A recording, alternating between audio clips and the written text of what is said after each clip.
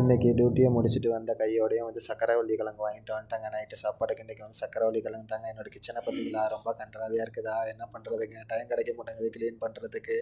அப்புறம் வந்து வாங்கிட்டு வந்த சக்கரவள்ளி கிழங்கை வந்து ஒரு சட்டியில் தண்ணியை பிடிச்சி அதில் போட்டு நல்லா கழுவி எடுத்துக்கிட்டேங்க. கழுவி எடுத்ததுக்கப்புறம் வந்து அந்த தண்ணியை வந்து கீழே ஊற்றிவிட்டு அதுக்கப்புறம் வேறு தண்ணியை பிடிச்சி அதை கொண்டு போய் அடுப்பை பற்ற வச்சுட்டேங்க.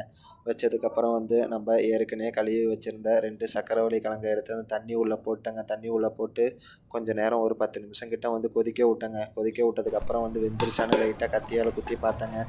நல்லாவே வெந்திருந்துச்சுங்க. சரி, இதுக்கப்புறம் வேக விட்டோம்னா சக்கரவள்ளி கிழங்கு வீணாக போயிடும் அப்படின்ட்டு வந்து அந்த கிழங்க வந்து ஆஃப் பண்ணிட்டேங்க. ஆஃப் பண்ணிட்டு அதுக்கப்புறம் வந்து சக்கரவள்ளி கிழங்க வந்து அதே கத்தியால் எடுத்து கொஞ்சோண்டு உரித்து சாப்பிட்டு பார்த்தேங்க. சும்மா சொல்லக்கூடாதுங்க, டேஸ்ட்டு அட்டுப்படியாக இருந்துச்சுங்க. உங்களுக்கு சக்கரவள்ளி கிழங்கு பிடிக்குமா இல்லையாங்கிறத வந்து மறக்காமல் நம்மளுடைய கமெண்ட் பாக்ஸில் வந்து சொல்லிடுங்க. நீங்கள் சப்ஸ்கிரைப் பண்ணாமல் இருந்தால் நம்ம சேனலை சப்ஸ்கிரைப் பண்ணிக்கோங்க. இது மாதிரி நிறையா வீடியோ உங்களுக்காக வந்து நான் எடுத்து போடுறேங்க. நன்றி.